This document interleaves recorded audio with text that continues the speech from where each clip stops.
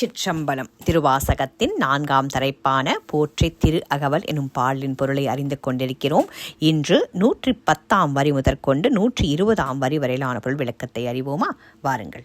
கடையே நடிமை கண்டாய் போற்றி, ஐயா போற்றி, அணுவே போற்றி, சைவா போற்றி, தலைவா போற்றி, குறியே போற்றி, குணமே போற்றி, நெறியே போற்றி, நினைவே போற்றி, வானோர் கரிய மருந்தே போற்றி, ஏனோர் கெளிய இறைவா போற்றி, மூவேழ் சுற்றம் முரணுறு நரகிடை ஆழாமே அருள் அரசே போற்றி, தோழா போற்றி, துணைவா போற்றி என்று தொடர்கிறது இப்பாடல் வரிகள். இதன் பொருள்: ஐயனே என் தலைவனே வணக்கம், அணுவே மிக நுட்பமானவனே இறைவா வணக்கம், சைவனே வணக்கம், சர்வேஸ்வரனே வணக்கம், குறியாகிய சிவலிங்க வடிவே வணக்கம், குணக்குன்றானவனே வணக்கம், உயிர்களை நல்வழிப்படுத்துபவனே வணக்கம், நினைவில் நிலைத்தவனே வணக்கம், வானவர்க்கு உயிரளிக்கும் மருந்து போன்றவனே வணக்கம், ஏனைய மற்றவர்க்கு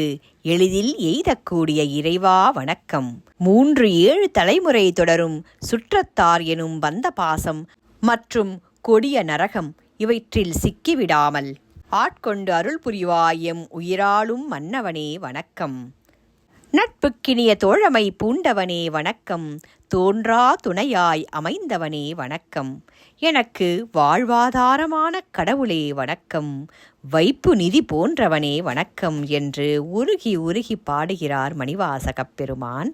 இதன் தொடர்ச்சி அடுத்த பதிவில் பார்ப்போம். நன்றி.